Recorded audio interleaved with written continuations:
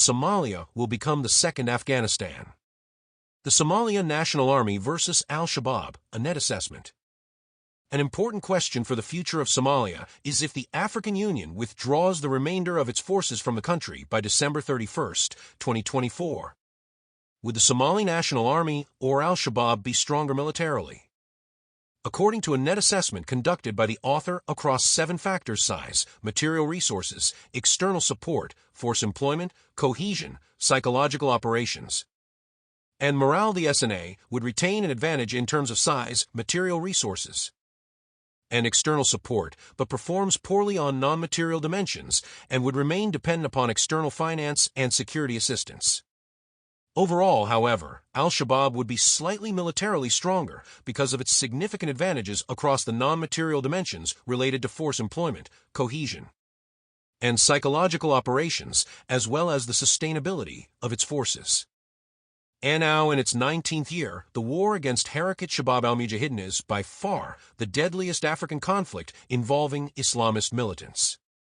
After disintegrating during Somalia's civil war in the late 1980s, the Somali National Army was reconstituted in the mid-2000s and has been fighting Al-Shabaab ever since.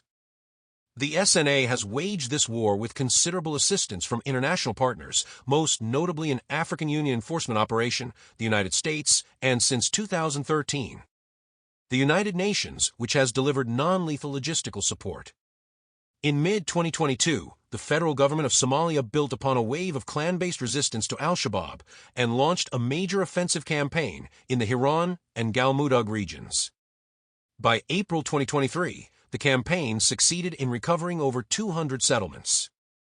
However, the FGS could not consistently implement its stabilization policies, and Al-Shabaab forces regrouped and counterattacked during 2023.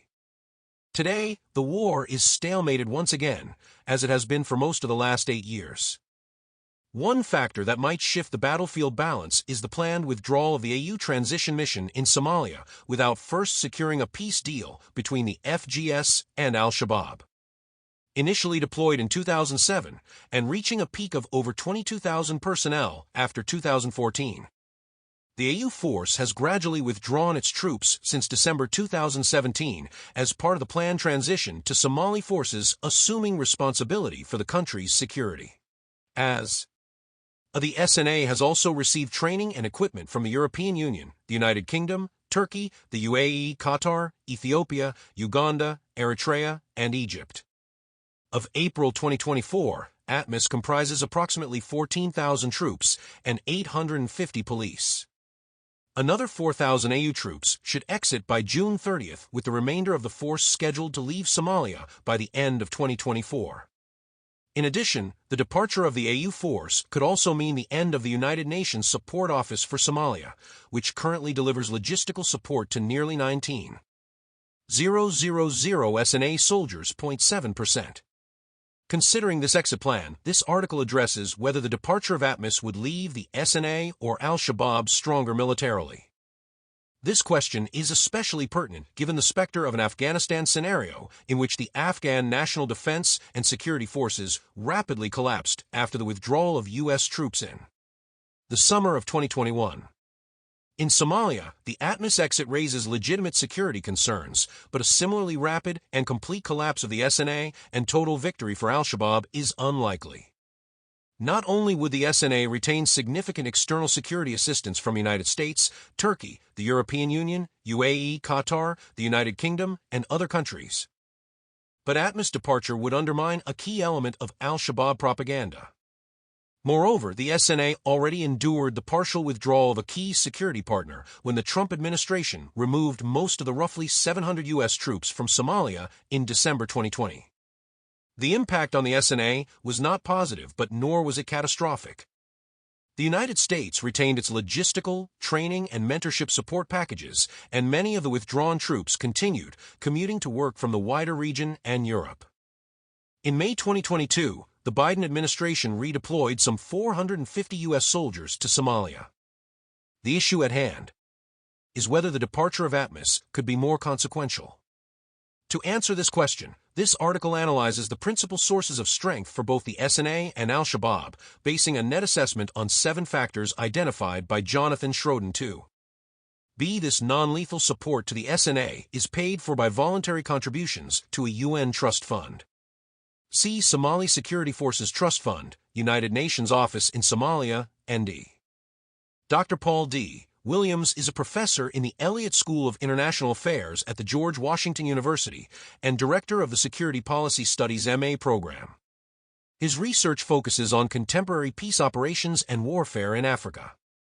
His books include Fighting for Peace in Somalia, A History and Analysis of the African Union Mission, 2007 to 2017, Oxford University Press, 2018, and Understanding Peacekeeping Polity Press, 3rd edition, 2021. The ATMOS exit would likely strengthen al-Shabaab's morale, boost its psychological operations, increase its fighters' freedom of movement and action across larger parts of south-central Somalia, enable it to more frequently target the SNA, and could remove some important counter-ID capabilities that the SNA is lacking. Compare the strength of Afghan forces and the Taliban before and after the United States pulled its troops out of Afghanistan. These factors are size, material resources, external support, force employment, cohesion, psychological operations, and morale. While the first four address material factors, the latter three emphasize non-material factors, including the will to fight. Overall, this net assessment suggests that in the event of an ATMOS exit by December 31, 2024, the SNA would retain only a conventional military advantage over al-Shabaab. But this would be insufficient to defeat the militants and would not reduce their ability to wage an effective campaign of destabilization.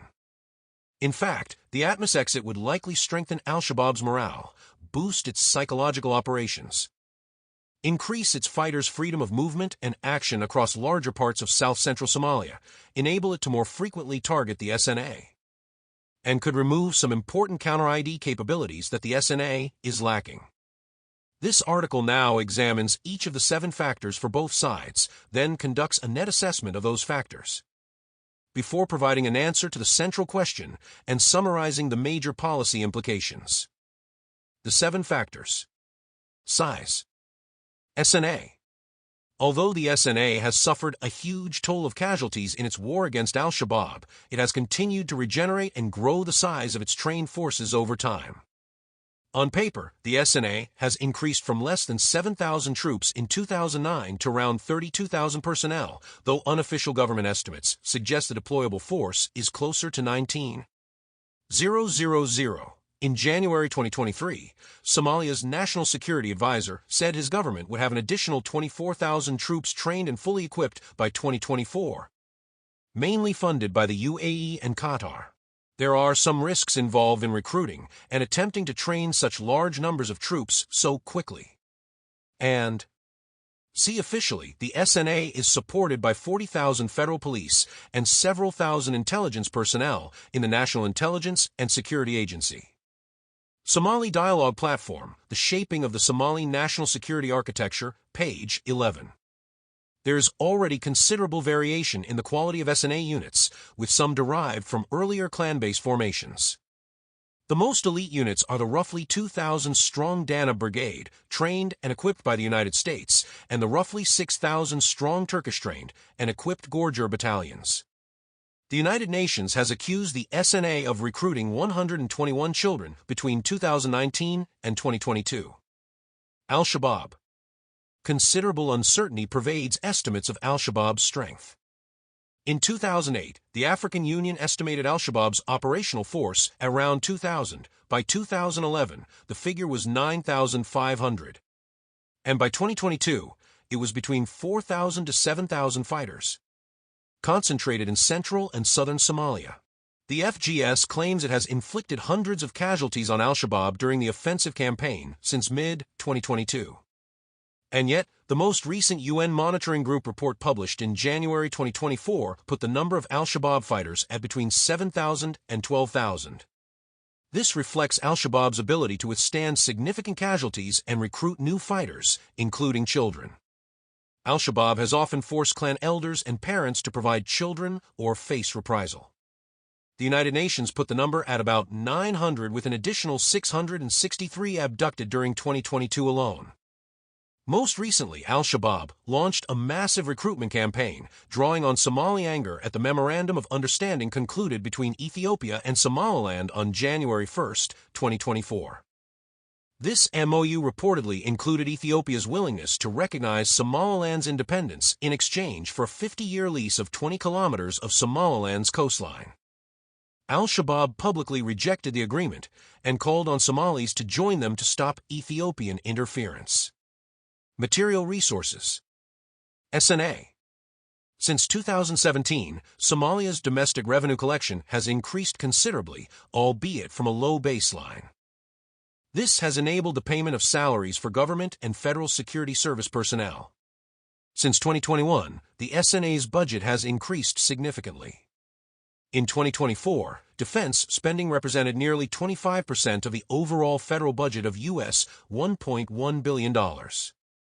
However, since two-thirds of this budget continues to come from external donors, there's a major question mark over the SNA's financial sustainability. For context, the FGS annual budget has remained heavily reliant on external donors for at least the last 5 years. In the 2020 annual budget, 50% came from external donors. The figure was 61% in 2021, 73% in 2022, and 70% in 2023. In addition to major security assistance programs from the United States, Turkey, UAE, and the European Union, the SNA also receives non-lethal logistical support via a UN-administered voluntary trust fund. This has mainly been funded by the United Kingdom, but as of January 2024, it contained only US $6.3 million, sufficient to support SNA operations for just 4 months. In April, the United Kingdom deposited an additional £2.75 million, bringing its contributions to the trust fund to over D. By late 2022, Turkey had also trained around 300 officers and 400 NCOs. Harun Maruf, Somalia military rebuilding shows signs of improvement. Voice of America, November 30, 2022. And mortars, particularly 60 mm and 81 mm, and reportedly a limited number of 120 mm. Significant arms and ammunition are thought to come from Yemen, especially via the Mukalla network of arms smugglers. But Al-Shabaab has also captured significant military material from AU and Somali forces. Overrunning AU and Somali forward operating bases has enabled Al-Shabaab to restock weapons and ammunition. In May 2023, for example, Al-Shabaab fighters looted considerable amounts of military material from the Atmis base at Bulo Merer, including 107 mm rockets. Some of these were destroyed by international forces in airstrikes. But Al-Shabaab may have subsequently used some of those 107 mm rockets to attack the UN camp in Aden Atta International Airport and Villa, Somalia. Al-Shabaab's weapon of choice remains IEDs, which it can manufacture domestically. They are, by far, the leading cause of SNA casualties. Al-Shabaab has used vehicle-borne IEDs to deadly effect against AU and Somali forward operating bases, as well as in other large-scale suicide attacks, mainly in Mogadishu. The militants also operate a limited number of commercial drones that thus far have been used for surveillance and propaganda purposes. External support. SNA. The SNA has a wide range of external security partners on whom it relies heavily. The SNA has worked in parallel and sometimes conducted joint operations with AU forces for over 15 years. Atmis troops have provided artillery and tank fire, as well as counter-IED operations in support of the recent Somali offensive. Atmis has also conducted resupply operations and delivered medical support, including casualty evacuations and use of its field hospitals. Nevertheless, problems related to coordination, intelligence sharing, and command and control persist, with some Atmis contingents raising concerns about the appropriate security clearances of SNA personnel. As noted above, the United Nations is now authorized to deliver non-lethal logistical support for up to 18,900 SNA personnel engaged in joint or coordinated operations with Atmis. U.S. security assistance since 2012 has focused on building the Dana Brigade, but also provided vehicles and material, while Turkey has trained and equipped the Gorger battalions.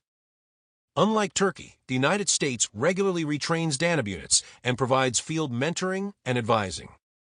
Since it was established in 2010, the European Union Training Mission has trained about 7,000 SNA troops.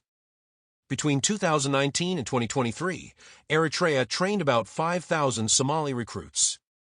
And in January 2023, Somalia's National Security Advisor claimed his government had sent 12,000 recruits to Eritrea, Ethiopia, Egypt, and Uganda, funded in part by monies from the UAE. It remains too early to say how these new recruits will perform in battle. But those trained in Eritrea have suffered significant casualties against al-Shabaab, with one Somali official estimating desertions as high as 25%. Al-Shabaab. In direct contrast, al-Shabaab has very few external partners, but has a sustainable, diversified funding model to support its fighters.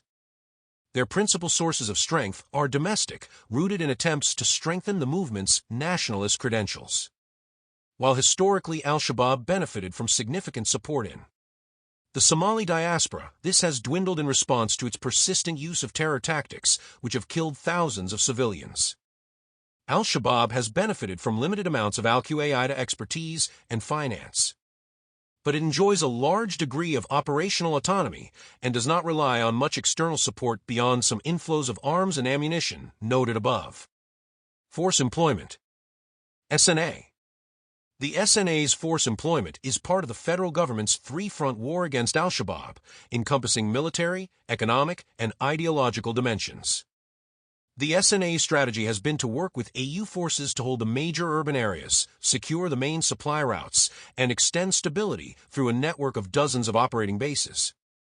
With air support from the United States, African Union, United Nations, and Turkey. This was based on a broader clear-hold-build approach inspired by the innovation of U.S. military doctrine in the mid-2000s during the wars in Afghanistan and Iraq. The SNA and its partners made some headway on clearing, mainly via the Danube troops operating as the SNA's strike force. They were key in what Stig Hansen called search and destroy operations against al-Shabaab. But the SNA has lacked effective holding forces and hence has struggled with the hold and build elements. In parallel with offensive operations, during 2023 the SNA took over 14 operating bases as ATMIS troops vacated them.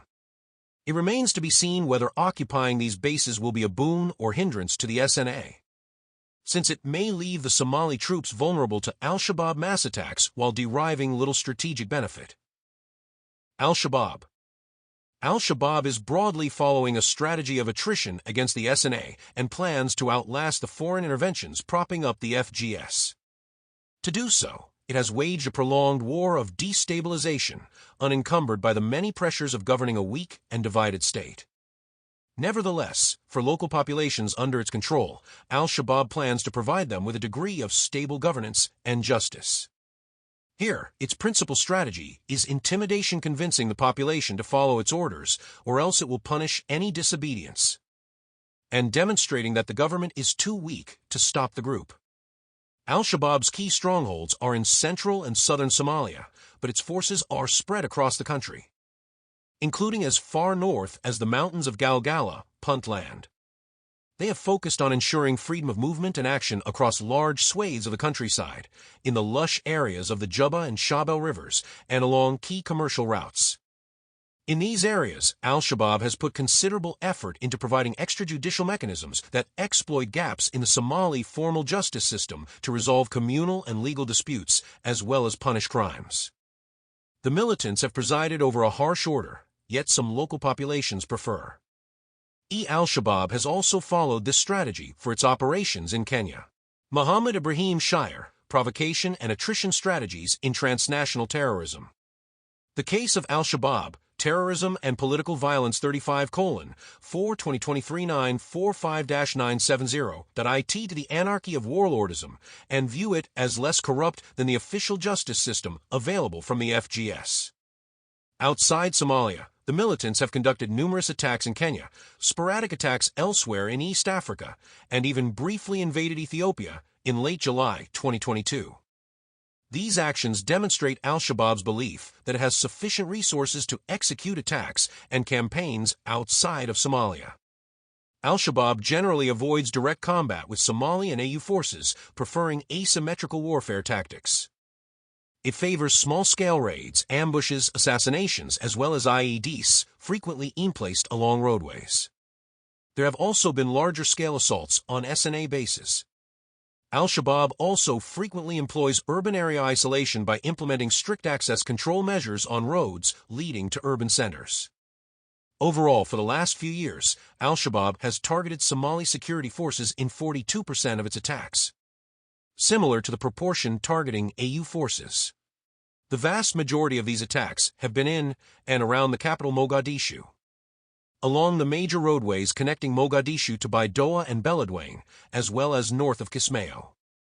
In Mogadishu, Al-Shabaab has favored Bide's suicide commando attacks and assassinations. Cohesion. SNA. The SNA is comprised of a very fragmented set of units, some of which remain heavily clan-based and many of which have experienced different training regimes and operate different types of equipment. Since its reconstitution, the SNA has suffered from desertion, defections, soldiers working multiple jobs, and infiltration by Al-Shabaab, although these problems have become less acute. Somalia's political leaders have also sometimes tried to politicize the SNA. Under President Farmajo, for example, SNA units were deployed to coerce domestic political opponents, not just Al-Shabaab. And in April 2021, the political impasse over the contested presidential electoral process resulted in fighting between FGS and opposition-aligned forces, which dragged in elements of the SNA.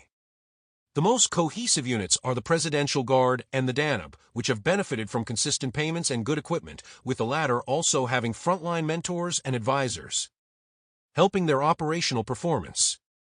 During the recent offensive campaign, Danube personnel embedded with other SNA units to help forge a more coherent command and control structure to improve situational awareness. 50. On the battlefield, the SNA has enjoyed conventional superiority with support from its external partners. The SNA's elite units have conducted many successful strikes against Al-Shabaab, but the Somali army has struggled to consistently hold recovered settlements, deliver stabilization programs, and protect populations from Al-Shabaab intimidation. It has also often been caught out while defending recovered settlements and some forward operating bases. Al-Shabaab. Al-Shabaab's cohesion and endurance stems from a mix of its nationalist credentials, coercion, and intimidation. Al-Shabaab maintains legitimacy with populations who see the group's members as Somali nationalists fighting foreign invaders and a corrupt, ineffective FGS that is dependent on those same foreigners. The militants have demonstrated resilience over nearly 2 decades, despite facing multiple enemies. Nevertheless, Al-Shabaab's leadership recognizes its relative weakness in conventional combat.